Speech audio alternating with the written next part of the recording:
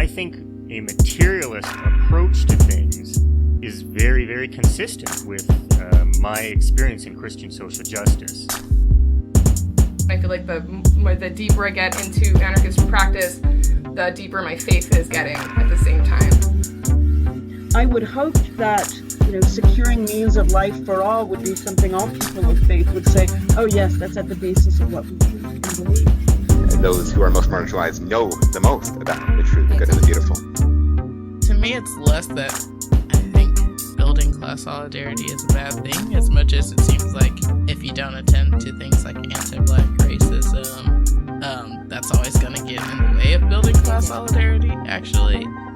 And when you go back, you find that a lot of revolutionary grassroots participatory movements, the precursors to what you could call the barrio assemblies and these grassroots neighborhood organizations, a lot of these were sponsored by the church. What does it mean to say that the Christian tradition is internally contradictory and there are antagonisms there and you're always being faithful to some aspects and betraying other aspects? Welcome to the Magnificast, a podcast about Christianity and leftist politics. I'm Dean Detloff, and I am the dust from which you come. And I'm Matt Bernico, the dust to which you'll return to. Getting real occupied with death and our mortality here in this Lenten episode. Yeah, I don't know what the Latin is for remember your death while you listen to this podcast, but it's probably memento mori something, and it sounds a lot better in Latin is the thing. I wish I could figure that out. It would definitely sound better in Latin if we could figure it out, but we can't. So in this episode, we're going to not even bother with the Latin, and we're going to talk about Bernie Sanders. We're going to talk about Cuba, because what else is there to even talk about? But before any of that, before we get to the good stuff, we're going to get to the bad stuff.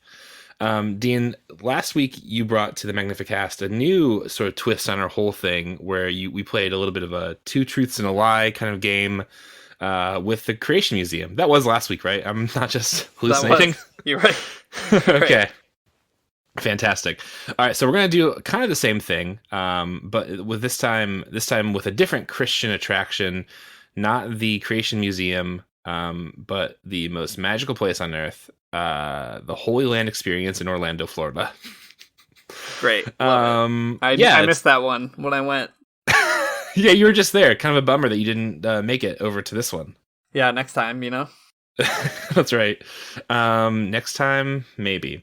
Okay, so the Holy Land Experience in Florida. I'm just going to give you a little bit of some background on what it is, and then I'm going to tell you how this game is going to work. Okay. So the Holy Land Experience offers, this is the copy from their website, the Holy Land Experience offers an unforgettable adventure that immerses you in the sights, sounds, historical timeframes, and impacting truths of the Bible. With its colorful and realistic recreations of ancient Israel, unforgettable interactive exhibits, awe-inspiring theatrical productions, and special hands-on fun for kids of all ages, the Holy Land Experience brings the world of the Bible to life. As a Christian-based theme park, our goal is for you to see God's world exalted, so you will be encouraged. So that's right. It. It's a theme park. Probably, I've done a lot of research into it at this point. I sunk definitely more than an hour just reading about what is going on here tonight. So in depth. That's where all the Patreon money goes, by the way. Yeah, that's right. It goes towards my internet bill so I can read about the Holy Land Experience. It reminds me a lot of the Bakers Heritage USA or whatever it was called. Their Christian theme park. But this one is more Christian, I think, even than the Bakers, which is saying something. Okay, so here's what I'm going to do. I'm going to describe 3 attractions at the Holy Land Experience in Orlando, Florida, and you'll have to guess which one I made up. And I got to tell you, great. They're all insane. Okay. Yeah, I'm ready. Okay, so here's attraction number 1, Roman Soldier Training Camp. The copy on these are all over the place too, honestly. I'm not saying that just to cover my tracks. I'm saying that because they are all just written like a person who's really struggling with their Christianity is like writing them all. Okay, so Roman Soldier Training Camp. Unleash your inner warrior as you enlist in our Roman Soldier Training Camp. Get ready to train alongside Rome's greatest defenders as you gear up with your sword and shield and develop your fighting skills taught by our very own soldiers. You'll get ready for combat by performing step-by-step What a threat. Yeah, no. You'll get ready for combat by performing our step-by-step drills that will prepare you for your final test. Which I don't know what it is. They don't tell us. Give us your loudest war cry and show us if you've got what it takes to become a certified defender of Rome. Now, this one's fun because you get to be the bad guys. Yeah, that's right. You do get to be the bad guys. You get to be either the bad guys or the Catholics. In both cases, something you probably wouldn't want to be as an evangelical. So I love that. That's right. Yeah, the background of this place is also pretty wild too, because it was started by a very particular sort of messianic Jewish sect of evangelical Christianity. And then it got bought by the Trinity Broadcasting Network. So it's like, you know, saturated in complicated theologies. Okay, so Roman soldier training was number 1. Number 2, this one is something. This is the Trin-IT mini golf course. Okay, all right. So the play on words there is pretty apparent. The Trinity mini golf course. Okay. An 8,000 square foot mini golf course. The Trin-IT mini golf course features Old Testament focused props and settings that tell Bible stories. The course begins with guests entering a massive Noah's Ark that features numerous statues of animals. Guests can put a ball at Goliath's head in the David vs. Goliath hole. Other holes include Jonah and the whale. I'm sorry. Just I don't think you should just blow past the David versus Goliath hole. Yeah, I'm sorry, I misread here. You can put a ball at Goliath's head in the David versus Goliath hole. Right. Yeah. Great. Other holes include Jonah and the whale, where guests enter into the belly of a whale to encounter a life-size animatronic Jonah, and a hole that features the walls of Jericho. The course ends with the crucifixion of Jesus. Perfect. That's where it ought to end. That's you put it in you put it in the crucifix hole. Yeah, that's right. Yeah, okay. That's so like the doubting Thomas putt. There's no Church of Acts in this one. There's no Church of Acts hole. There's no beast rising from the ocean hole, which is a real big downer, I think. Yeah, all right, here's the last one. A closer walk with thee 4D experience. An extraordinary adventure for all ages. A closer walk with the 4D experience puts you right by the side of Jesus Christ as a disciple. Follow in the footsteps of Christ the Lord as he beckons you to follow him, walking in the waters of the Sea of Galilee. Sit at Jesus' feet at the Sermon on the Mount and watch on in awe as he's crucified and resurrected. Their stunning 3D special effects illuminate the majesty and divinity on the spiritual journey towards salvation. So that's it. That's the 3. And they're all all right, great. They're all pretty implausible, but one is more implausible than the others. Yeah, they are all pretty implausible.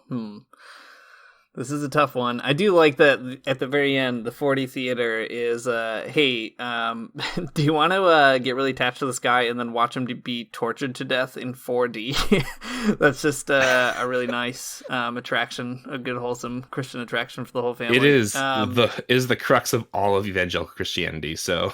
Yeah.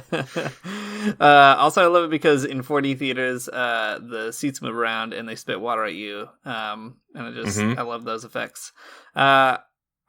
These are tough. You have done a great job finding the one. I would believe if you told me they were all real, I would believe you. I'll say that. Yeah. I want to say that it's the Trinity golf course is fake. I'm so sorry. You're wrong. Nope, the Trinity golf course with the crucifixion of Jesus at the end is real. Yeah. That's a real thing that exists. I couldn't believe that they would say the David and Goliath hole on the internet, just, leaving it out there, but that's fine. And an animatronic Jonah is something I guess I do want to put a ball past, I have to admit. Yeah, so... Yeah, the fake one here was the closer walk with the 4D experience. That was one that I did make up. Yeah. So unfortunately, you can't walk with Jesus, and you can't walk with Jesus in the water. It just doesn't happen. Not even in a 4D experience. Not yet. Man, I figured that one would be for sure because they have to compete with all those other 4D experiences in Orlando. They need one of their own, but maybe one day. Yeah, maybe. It seems so easy. If there is not a 4D Jesus experience out there, I'm going to be really surprised.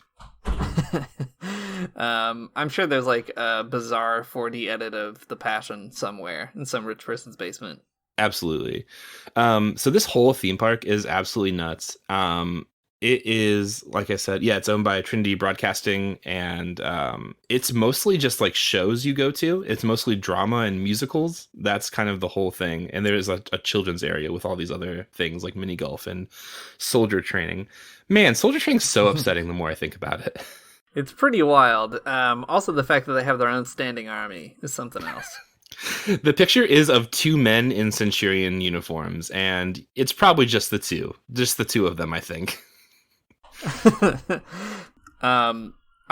weirdest thing about this is that, like we've said in the past, people get paid to do these kinds of things, and I just can't imagine like it's been a long day at this specific theme park, the Holy Land Experience. You've been training children all day to be Roman centurions, and you have to go home to like your apartment in Orlando, Florida, and still be probably like a Christian or something afterwards. I can't imagine. What a place. I would love to do like a Hunter S. Thompson gonzo journalism experience of just getting a job there for 6 months. It would be incredible for sure. I imagine that most of the performers are college interns from various evangelical schools. Like that's a hypothesis, but I'm pretty sure it's right. They also had so the a little bit of the history behind this place for whatever reason, just because I know about it now. Like I said, it was started by this like Messianic Jewish sort of like evangelicalism, which is, I mean, got a lot of baggage, but like the anti-Semitism is like dripping, obviously. It completely is trading in all of the sort of like trappings of Judaism that Christians really love, and God, it's gross. I hate it. I hope it closes. Feel sorry for all of the college interns who are going to lose their internships, but boy, does it suck. They'll be better off, but it's doing them a favor. That's true. Well, there you have it. You stumped me. The score now is 1-0. Matt won, and I owe Matt, I guess, another challenge, a more challenging challenge. I'll try to come up with one. Maybe this is the Patreon content that we've always been trying to come up with and never had, or a surefire way to make sure that everybody quits supporting us on Patreon. I suppose there's only one way to find out. We'll do more thinking about that. All right, we've done it. We figured out the Holy Land Experience. We've had that experience, but let's turn to what we said at the top of the show and what you probably are listening for. All this stuff about Fidel Castro and Bernie Sanders. Probably you already know. I don't know. Maybe you don't if you are blessed enough to not have the internet or television. But last week in a 60 Minutes interview that aired on Sunday on CBS, Bernie Sanders said that he opposed the authoritarian nature of the Cuban regime. And that was in the context of a conversation when Anderson Cooper was trying to press him on his socialism. Bernie said it's unfair to simply say that everything is bad. And then he said when Fidel Castro came to office, you know what he did? He had a massive literacy program. Is that a bad thing? Even though Fidel Castro did it? And that sparked just a wave of people being very upset about Fidel Castro, very upset about Cubans reading books. Just the discourse was out of control, as you might imagine. So here's the thing. Bernie Sanders trying to play that democratic socialist card. You know, he's having it both ways here. That's his thing. Those are his convictions. But we on this podcast are communists, and we want to up the ante a little bit and have an episode about, hey, what if Fidel Castro is good, actually? Not just begrudgingly good, not just did a couple of things, but perhaps is a very good, important dude. So Matt and I did a little bit of work trying to pull together some stuff on Cuba, specifically on the literacy programs. And then also we went back to some of our favorite liberation theologians to try to figure out what Christians might think about Cuba and what some of them already have. Yeah, that's what we're gonna do. Fidel Castro's good, actually. I mean, just like anyone, any historical figures. There's some good, there's some bad, there's some things that I wish Fidel Castro hadn't said or done. But I don't know. Of course. Overwhelmingly, he's a force for good in Cuba. He's not Batista. He made an entire society, with the help of all of the people of Cuba, that is markedly better and more socialist than it was before. That's for sure. So he's good, and that's what we're gonna do in this one. Yeah, and it is important, I guess, to say, all right, there's two different ways of having a nuanced opinion about communist states, I think, on the left. One is to do what Bernie does here, which is to say, you want to denounce what you call authoritarianism or what you might disagree with in terms of a governmental structure, etc., while also recognizing that, there are some real, genuine improvements that you should celebrate, and those shouldn't be disqualified by someone being a communist. That's fine. I wish more socialists felt that way anyway, because a lot of them don't take the time even to have the kind of nuanced praise. The other way is to say, all right, yes, sometimes communists do bad things, but at the end of the day, it's important that we go out of our way to support these kinds of projects in the world, and also to try to really do the hard work of understanding why people make claims about authoritarianism and investigate them and figure out whether or not they're true, etc. So that's what we're going to do a little bit in this episode. Yeah, totally. Not exhaustively, but a little bit. Yeah, definitely. So if you're playing the Magnificast home game and you want to follow along with any of the readings, you're gonna have a really hard time this week because the readings are pretty eclectic, I guess, to say the least. We found a handful of things that folks like Leonardo Boff and Frei Betto said about Castro and Cuba, and then for some of the other pieces of the episode this week, I'm pulling them from some interviews that an American journalist named Lee Lockwood did with Fidel Castro in 1967. It's assembled in this giant photography book called Castro's Cuba. The book itself is extremely beautiful and extremely heavy. It's a big ass book, man, and it's full of these really incredible pictures that the journalist Lee Lockwood took, but and they're paired really interestingly with these interviews he did with Castro. So some sort of firsthand accounts, journalism here, and then also some theological reflections.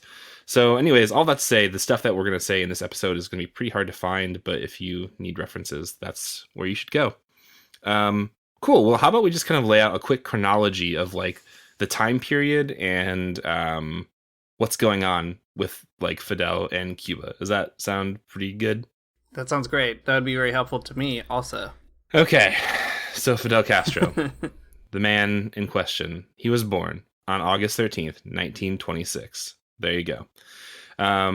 I think as we've discussed in previous episodes when we've talked about Fidel, he had a lot of Catholic schooling. That was a big thing in his sort of middle class family in Cuba. Middle class is probably putting it wrong, but just the same. Catholic schooling is all I'm trying to say here. Jesuit schooling even. Jesuit schooling even. He was bourgeois though. Yeah, absolutely. I said middle class, and I guess I meant bourgeois, but yeah. So he had a life. He was a person. He was he had a whole life, I guess is what I'm trying to say. And I'm struggling to it. But the things that, as far as revolutionary history goes, things start picking up on July 26th, 1953, where he leads an attack on the Moncada barracks, which is the first sort of revolutionary push for Cuba. And after those attacks, he's imprisoned along with the people that led the attack with. He's in prison for a few years from 1953 to 1955, and then in 1955 he's released in May and exiled to Mexico, and that's where things get interesting. Fidel meets Che Guevara, and that's cool. And then they start kind of planning what's next, and they end up going back to Cuba on a yacht called the Granma, with 82 other rebels. It's in 1965, and they land in Cuba, and there's tons of setbacks on this sort of initial excursion, where only 15 or something of the initial 82 rebels end up regrouping in the mountains of Cuba. So many of them were lost by like just all kinds of disasters and conflicts and stuff. So anyways, throughout that time, there was like a bunch of small victories where they ended up gaining a lot of steam. There were some failed general strikes. There were some kind of successful strikes, some won battles, some lost battles. But in the end, in 1959, Batista fled Cuba, and Fidel became the prime minister later in 1959. So that's like a really like whirlwind kind of history of like what happened during the Cuban Revolution. But there it all is. Those are the important things, at least. Or at least important enough for like a 30-second explanation on a podcast. Yeah, definitely. That's all a really good run-up to the revolution itself. And then, of course, like every kind of revolutionary society or a society that's been through a, power vacuum or a struggle for power, there's all kinds of really interesting and complicated problems that have to get solved in the first few years, like what kind of government are they going to have? People don't often remember, I think, that the revolutionary movement wasn't actually the communist movement at first. They were the 26th of July movement, sort of poorly named, but not ideologically communist quite yet. Eventually they would become so as they're trying to solve different social problems and think about how to rebuild their society differently. Plenty of interesting stuff happening with respect to Christians in Cuba as well, with all those kind of conversations. And the first decade or so of the post-revolutionary society, I think you could say, is marked by just a lot of experiments and fits and starts. But things start to settle toward the late 60s and early 70s, which are usually viewed as kind of like the good years, more or less. And then, of course, Cuba has all kinds of ups and downs tied to the history of communism in the decades following that. I guess we should say a couple things up front to kind of set the stage here. So, Bernie felt the need to kind of have this nuanced take for probably obvious reasons, right? The United States is an extremely anti-communist society, and he's trying his best to sell socialism, so he doesn't feel, and maybe he genuinely doesn't think, that Cuba should be affirmed or something in, without qualifications or anything. But the kind of roots of all of that are interesting to follow, because the Cold War is one thing, but the United States did have, lots of campaigns to try to kill Fidel Castro over and over, hundreds of times, documented times. They tried to invade Cuba. They did invade Cuba at one point. So that led the U.S. to also create a lot of narratives about Cuban society, some of which might have a grain of truth but need to be contextualized, or something like imprisoning political dissidents, persecuting religious people, or whatever. We've done some of that on the podcast in the past, but I guess it's just worth noting that you shouldn't necessarily believe everything you hear from the enemy of a particular state when they're talking about it. Yeah, you should actually believe very little of it. Yeah, well, the thing that was kind of in question with regards to Bernard Sanders, as I like to call him in my house, is education and literacy. That was kind of the thing that everyone was scandalized about all of a sudden. And even just this week, in response, there has been all kinds of reactionary think pieces of I went to school in Cuba and this is what it was like, and all this kind of thing. Yeah. From the Miami Herald or whatever. Right. The anti-communism of the Cold War is always ready to kick back up whenever anyone mentions Cuba or whatever. But anyways, all that to say, I dug into a few of these interviews where Castro talks a little bit about the education programs and the literacy brigades and so on. And I don't know, it's kind of interesting because it's a little bit of a different story than, I don't know, Anderson Cooper or you'd hear, at the debate stage or whatever about Castro. And it's worth telling, I think, because, I don't know, it's an approach to education and building a new society and socialism that I think socialists would be, good to hear again. Mm-hmm. Okay, so this is from Lee Lockwood's interview with Castro in 1967. This is kind of getting into some of this educational territory, and a lot of the questions that I think people are bringing up today are here present in 1967 too, so you can hear how Fidel himself works them out. So Lee Lockwood asks, one of the first big programs that you created was the system for training student teachers in Minas del Frio and elsewhere. I probably said that like an idiot, but sorry. So how has that worked out? Are you satisfied with the results? Fidel says, yes, it's been a great success. Before, it was very difficult to get teachers who would go into the mountains. Now students from every province and from all the small towns go into the country and teach in schools. And when they graduate, they begin to teach in the mountains.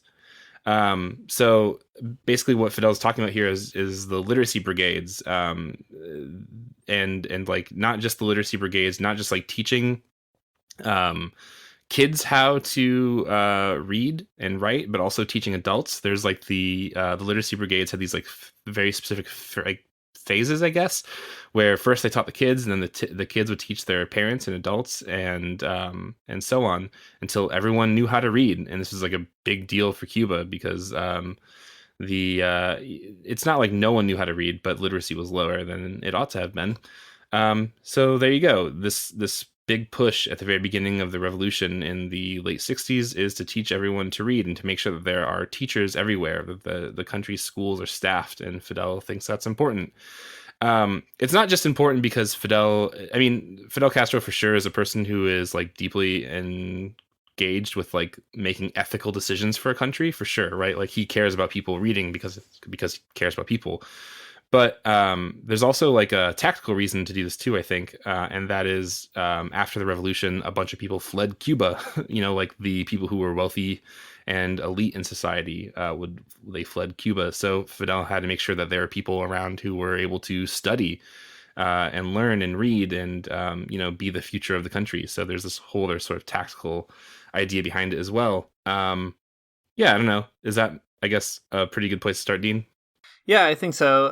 I think it's also worth noting that like the actual literacy campaign was like remarkably successful, like really impressive. There's all kinds of statistics, and some of them are kind of hard to get because we're talking about statistics from decades and decades ago and about a country that people might not necessarily have been too interested in beforehand. But even like liberal or kind of international progressive institutions, or even just international institutions in general, pretty widely agree. It's not controversial to say Cuba did have great success in that, right? That's what Bernie Sanders is pointing to.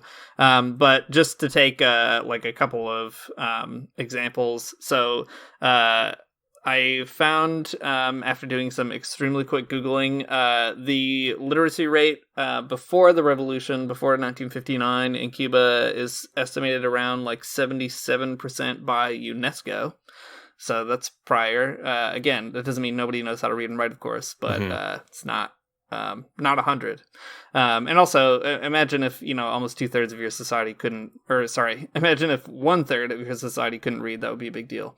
Also, in 1961, which is when the literacy campaign really happened, they successfully raised Cuba's literacy rate to almost 100%, basically virtually unanimous across the island. So, that's a very short time period to accomplish an extremely ambitious and ethical goal. So anyway, all that to say, it's a really heroic social effort, and one that, I feel like any kind of objective observer would still be like, whoa, that is an accomplishment. Yeah.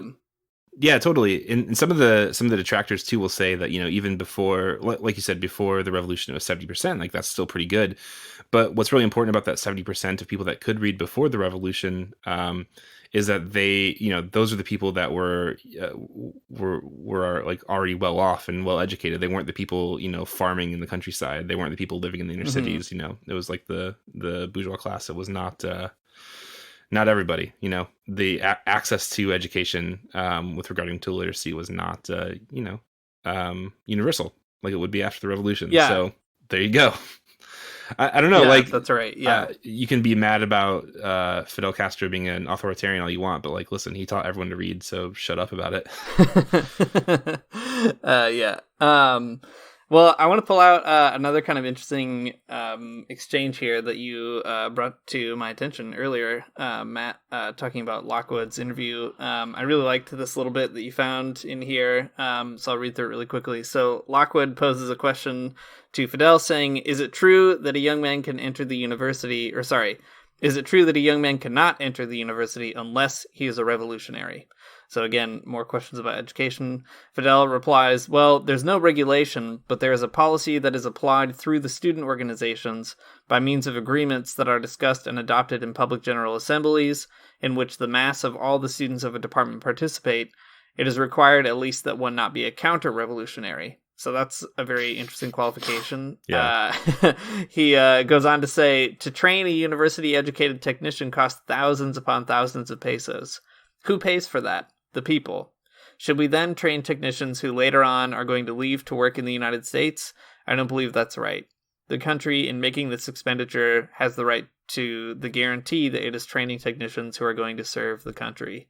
Both of those are really interesting points, right? The first being, well, we don't have like a stated policy that you can't come here unless you're a revolutionary, but like we're not going to accept you if you're just gonna basically take all of our all the money that you get here and bring it somewhere else, which I think is a really admirable thing that makes a lot of sense. They don't want to have another sort of brain drain based on class interests or upward mobility.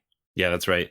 Yeah, so it makes sense, right? It's like education is good. You can get educated in Cuba, but you have to there's an orientation to it where you are doing it not for yourself. First of all, there's like a social aspect where you're doing it for the good of the country and the good of all the other people, and also like everyone's paying for it through taxation and probably other mechanisms as well. So you can't just take it and run, I suppose.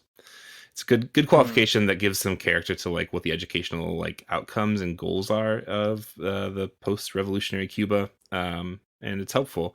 Let's see a few other notes about this too. Okay, first there's a really funny response too where Fidel's like, you don't even have to be a Marxist-Leninist to study the university. You can be Catholic, you can be Protestant, no big deal. You just can't be counter-revolutionary, and I think that's good. Right. There's a part here too that I didn't include a direct quote about, but I think it's probably worth mentioning. So just like we were saying earlier, right? Like Fidel, an overwhelmingly positive force in Cuba, but also not perfect. There's a whole bit in here about homosexuality too that Fidel's having a hard time grappling with. And in 1967, I mean, I don't want to just say like, well, a product of his times, but at the same time, he is very much so.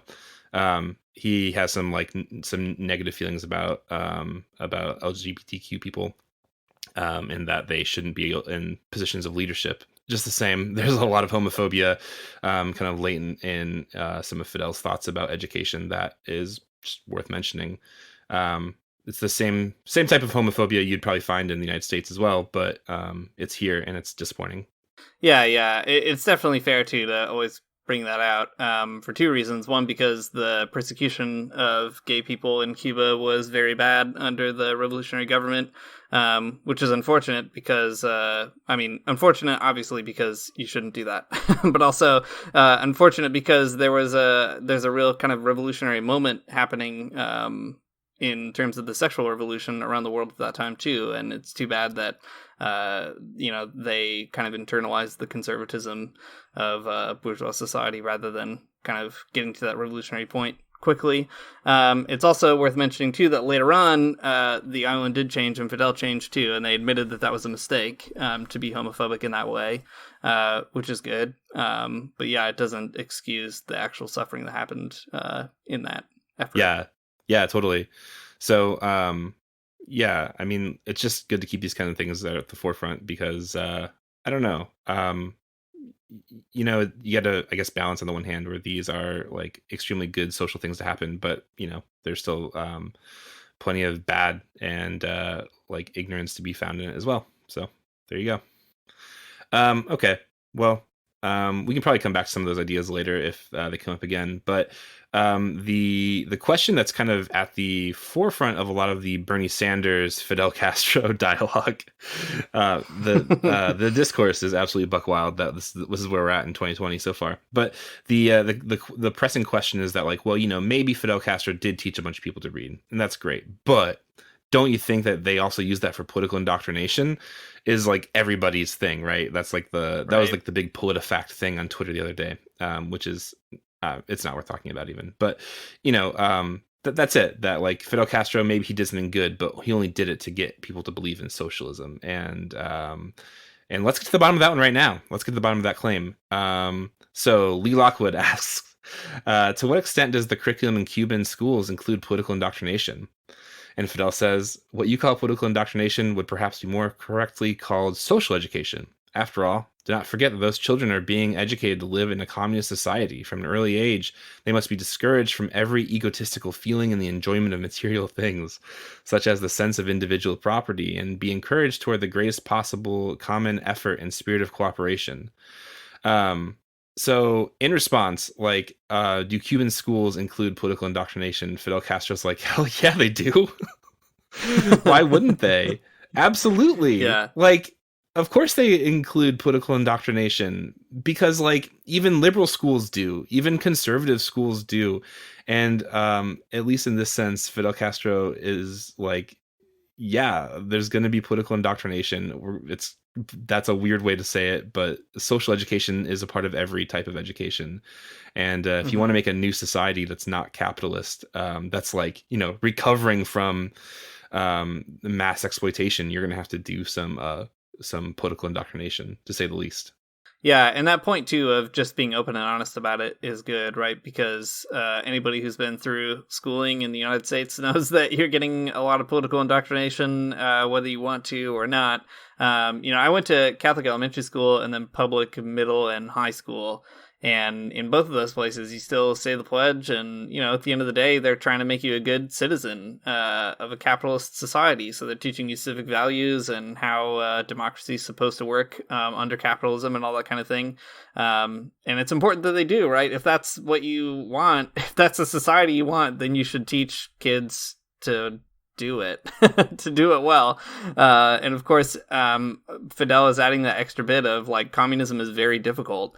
It's a hard thing to sort of fight against those egotistical feelings, especially when you've been shaped by, decades and decades of capitalism. So you got to do a little bit of deprogramming. Yeah, it makes a lot of sense. I mean, I don't want to shoehorn this in here too much, but it is Lent after all. And like, what is Lent about if not deprogramming your body, your brain from all the dumb things that it wants, and doing something different. I mean, in this way, a very different sense, but just the same. I don't know. There's like the like a liberal assumption in education that you just teach people the facts, just the history or whatever, like with no particular viewpoint in mind. And that is completely dumb, because it's not the way anyone ever lives or works or how anything works. There's the intrinsic social value of everything that you teach somebody, and at least Fidel Castro knows that. Yeah, well, the Lent connection here is a great transition to start talking a bit about liberation theology. We've talked about Christians in Cuba a couple of times. We did an episode on Dorothy Day's visit to Cuba and on Cardinal. Did we talk about him in Cuba? I can't remember now. Briefly so. Yeah, okay. We've talked about Christians in Cuba before, is what I'm saying. But there are some really great, kind of more recent comments about Cuba. If you thought that all that stuff was in the past, or, easy for Dorothy Day to say early on, or easy for Ernesto Cardenal to say in the 70s, here's some things that a couple of our favorite theology boys, Frei Betto and Leonardo Boff, had to say in the 21st century. So I want to maybe start with this one really neat interview from Frei Betto in 2009. That was the 50th anniversary of the revolution. So Betto did some stuff to praise it. And in this interview, he has some really, really neat comments, I think. So I want to start with one that will tie back to what you were just saying about Lent. He says this, but why are people leaving Cuba? He asks kind of as like a rhetorical question. He says, of course, because to live in socialism, it is like living in a monastery. You have to be altruistic. Think of the community first and not of yourself. And all of us are born capitalists. We're born selfish. Then there are people also in Cuba who want to leave to try to get rich. Many monks also leave the monasteries that do not support the community life of sharing all goods. And I like what Betto says here, because it is looking at Cuba and socialism as something like a spiritual discipline or something like that. Like you really have to accustom yourself to not thinking of your own desires first, but thinking of the good of your neighbor and, your neighborhood and that sort of thing. And I really appreciate that kind of gloss on it. And it's important to note, too, that, again, this is in 2009. So, Beto has seen the worst in Cuba, the special period after the collapse of the Soviet Union and everything else. And he's still willing to say this. And Beto's not like a dummy or an ideologue. He's a very smart Brazilian theologian who suffered under dictatorship. So it's just a kind of important perspective to keep in mind, I think, to see Cuba as a kind of spiritual discipline where this sort of suffering makes sense. So this is an interview that is that we're reading through Google Translate because neither of us are good enough to speak Spanish. And I don't know if it's intentional or if it's just Google Translate giving us like a very funny line, but I love the phrase that Beto uses here. All of us are born capitalists. We're born selfish. Yeah. And it's really funny because like, I don't know, man, sometimes Christian theology is so weird. I don't know. Are we really all born sinners? I don't know. My kid, he's great. I don't think so, but was he born a capitalist? Well, maybe though. Maybe he does want sin. Yeah, he does want all of the Pokemon cards. He wants, everything to consume it all. So maybe, but anyways, framing it as being born capitalist and then having to sort of change is a really interesting idea. At least one that makes more sense to my my stupid brain. Again, it makes more sense in Lent. Lent is about actually being able to change your life. I'm riding this Lent train all the way here.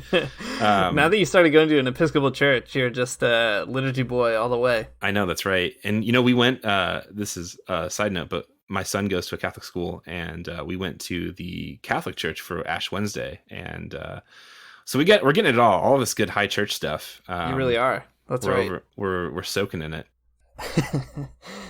Well, let me pull out a little bit more of what Beto says, and we can just stay on this theme for a second. Responding to another question, Beto goes on to say, you can think of socialism as a system of material abundance, which they did in Eastern European socialism. Today, that's recognized as a mistake, but we have to think of socialism as a spiritual abundance. That is, even if there are difficulties, people will understand that there are difficulties for everyone, which are produced by the fact of socialism coexisting with a world of competition, selfishness, exploitation, that is, a capitalist world.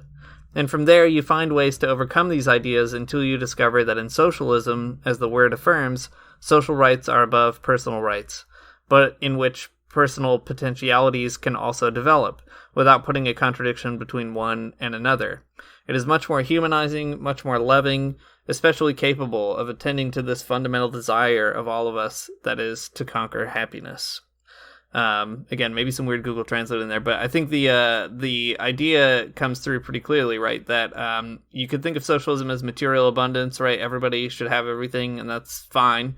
But Beto says you should actually think of it more as a spiritual abundance, which is to say we kind of have to elevate ourselves to the level of being able to go without ourselves because we know that everybody is going without. And trying to build a society where there are social rights that actually enable you to pursue your own personal potentialities. I think that's like such a neat way of putting what socialism is, and also a really challenging way to think about what it means to live in a capitalist society, which doesn't really encourage you to think of your life this way. Yeah, totally. It makes me think of, this is like a really interesting like socialist foil to the like some of like the luxury like gay space communism or whatever of shoot, I can't remember those guys' names right now. The accelerationist kind of guys though. But yeah, it's spiritual abundance over physical abundance. I think that's an interesting distinction. Yeah, that's right. We don't need a fully automated luxury communism. We just need nice regular socialism. Man, that's a great bumper sticker though. I don't know, don't get me wrong, luxury gay space communism sounds great, but also just like nice socialism would be great too. yeah. Cool. Well, there's another part in the interview that Frei Betto talks a little bit more about Cuba and its approach to democracy that I think is good. It's just riffing off more of these like same kind of points, but I think it's worth reading here too. So yeah, on democracy in Cuba, Frei Betto says, in Cuba, it's a participatory democracy. It's a people that not only share their political rights, but also their economic rights. Cuba does not have millionaires, does not have social insecurity, it does not have misery. The people participate highly in the decisions of the government and choose for its socialist system with a single party, but that defends the interests of a majority. That is its sovereign escort. Therefore, Cuba is diabolized in the international coverages. Therefore, Cuba is diabolized in the international averages. Cuba must perfect its political processes, but that depends on the end of its criminal blockade with the United States. So again, you have this sense of, like, I don't know, community, solidarity, like the putting the community before the individual here in Cuba, all the stuff that you'd expect in a communist type of situation, but reiterated here in terms of democracy. So, not only do people, like in sort of the recent dialogue around Cuba, not only is Fidel Castro an authoritarian in terms of education, but also, it's a one-party government. But here, even Frei Betto is saying, like, yeah, it is, but people are really involved in that one-party government. And I can't say I'm an expert on, like, the political system of Cuba at the moment, but whenever you see stuff about the elections going on in Cuba, I mean, there are elections. There are like local elections and national elections, but people are super involved. So I don't know. It's not fair just to say it's a one-party state that has, no real, that doesn't answer to its people, because that's just not true. Yeah, exactly. And I mean, so this is definitely blocking against even Bernie Sanders' suggestion that Cuba is best understood as an authoritarian government.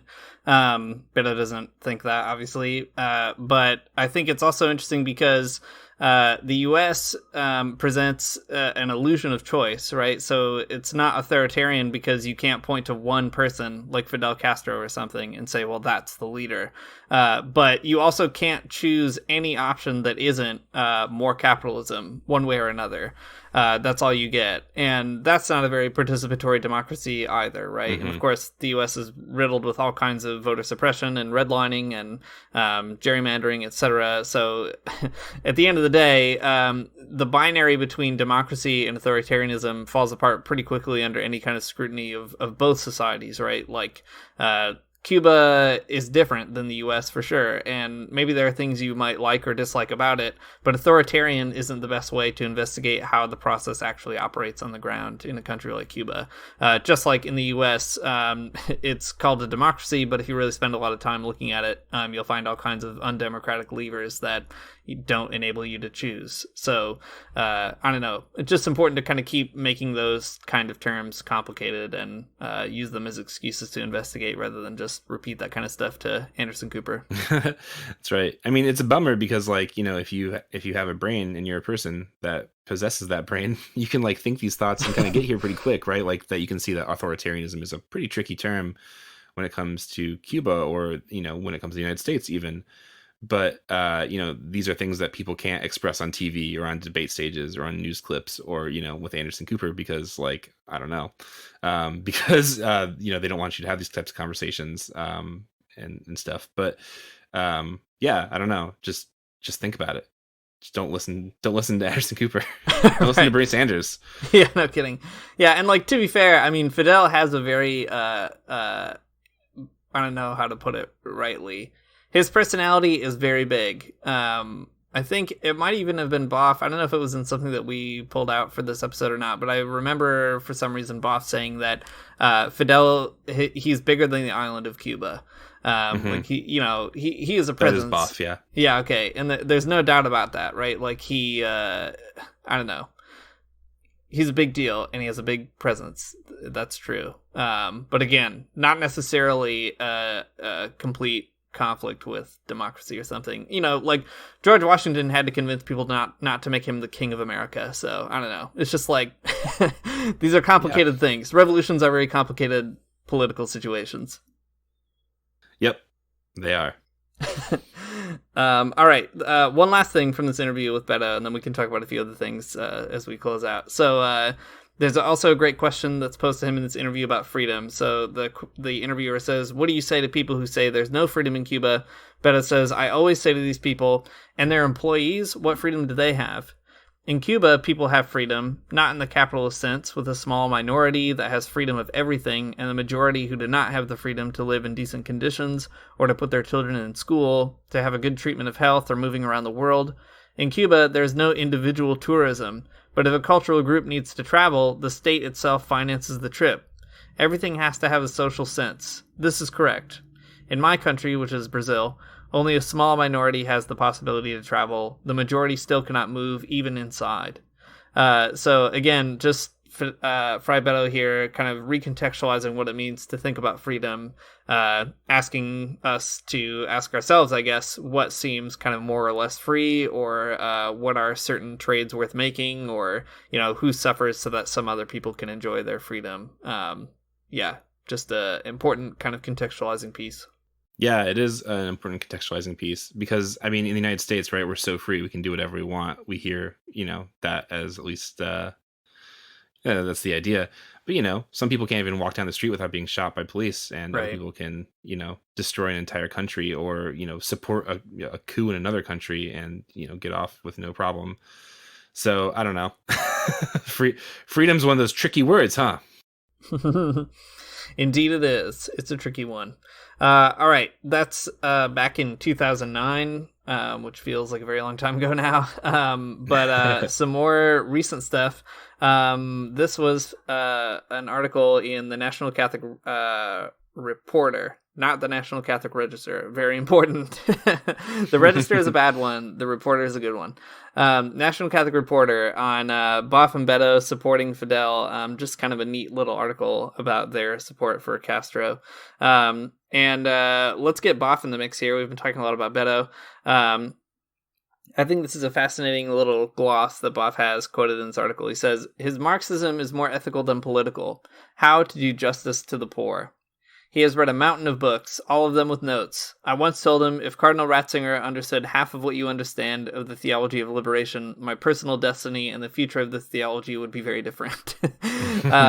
So two good things here. One is, I'll work backwards. Of course, the pot shot against Cardinal Ratzinger, future Pope Benedict, who did put a silence on Boff, a gag order on Boff. Extremely tragic and very bad. Anyway.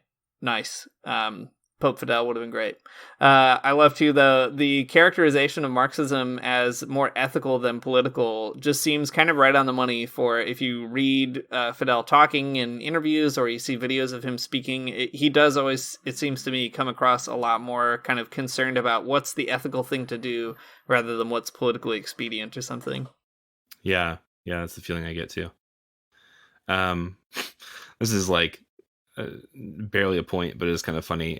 There's a quote from that article too where Boff, it reads like this: Boff said in a typically provocative fashion that Castro got on well with John Paul II, in part because they are both authoritarian personalities, dictators if you like. I love that. Yeah, it's a good play. Yeah, so I guess the real point that I'm trying to pull out here by bringing Boff and Betto into the conversation is that there are good theological reasons for supporting a project like Cuba, for supporting a person like Fidel Castro, beyond even just the early days of the revolution. In the 60s, for instance, it would have been hard to find a real progressive worth their salt who didn't think what was happening in Cuba was exciting. It was very easy to support Cuba at that time if you were, easy if you were on the left, I guess. People wouldn't bat an eye at that. So it's not surprising that Dorothy Day would go to Cuba and she loved Fidel Castro and all that kind of thing, whatever. Same with Ernesto Cardenal in the 70s. But you might feel like it gets harder and harder as decades go on, and it does get more difficult for a number of reasons. But the fact that Boff and Betto still in the 21st century, within the last 5 years, are making comments about how important Cuba is in the world, how important Fidel has been in the world, I think is really significant. And especially as Christians on the left, people just don't care about liberation theology anymore, and I don't understand that. So I want to maybe close out with just some comments from Betto. who just not too long ago said that it's important to keep Castro's ideas alive. This was in 2016, and of course Fidel Castro passed away. So he's speaking kind of with that in the background. So he goes on to sort of praise Castro and the Cuban Revolution and all that sort of thing. But what I think is really great is he says, Cubans must embrace the legacy, Fidel's ideals, to avoid suffering all the scourge of many Latin American countries, affected by inequality, injustice, and the abandonment inherent in capitalism. And, you know, he's speaking from the context of watching all of the continent of Latin America sort of swing back and forth between these kind of new horizons of leftist energy that then get trounced for one reason or another. And Cuba is the one country that really remained steadfast or was able to sort of survive despite the whole world kind of having to bend to the will of the U.S., which is not in favor of it existing at all. So anyway, I think I just want to, like, if I could say anything about Fidel Castro, it would be that if he's good enough for Frei Betto, then he's good enough for me. That's sort of how I feel about it. Yeah, that sounds good. Yeah, well, I don't know. It all just, well, I mean, first of all, yeah, Frei Betto has like a certain type of moral character that that does make you feel like, well, if he's good enough for Frei, it's good enough for the rest of us. But I mean, just kind of getting into some of this though does reveal sort of how completely vapid and stupid the political discourse is around socialism, especially Cuba, even in 2020, long after anyone cares about communism, really.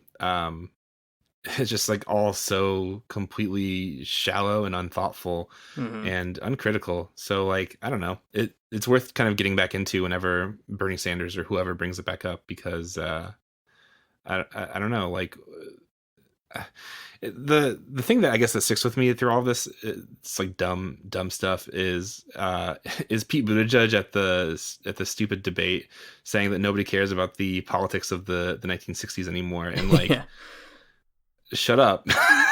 Actually, it's like super important. It's super important if we're going to be people who are, you know, either progressives or anarchists or Marxists, to think really hard about what building a moral society actually looks like. And Fidel Castro thought a lot about it. So let's at least like engage critically with that.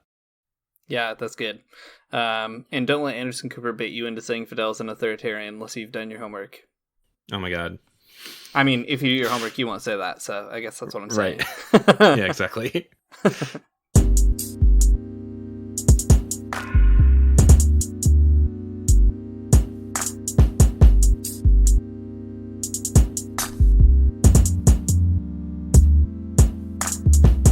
Thanks for listening to the Magnificast. If you like what you heard, you can support us on Patreon, patreon.com/the Magnificast.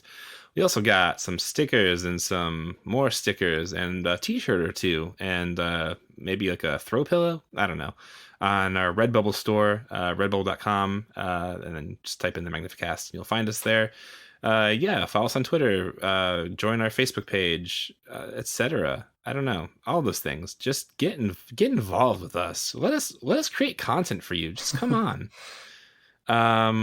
In this Lenten season, it could be what you don't give up for Lent. I don't know. It could be what you do extra. Cool. Your holy work. This is the holy work that you're doing. That's right. Listening to this podcast, giving us the listens is the holy work. All right, cool. The intro music is by Amari Armstrong, and the outro music is, as always, by The Illogical Spoon. So take it away, The Illogical Spoon.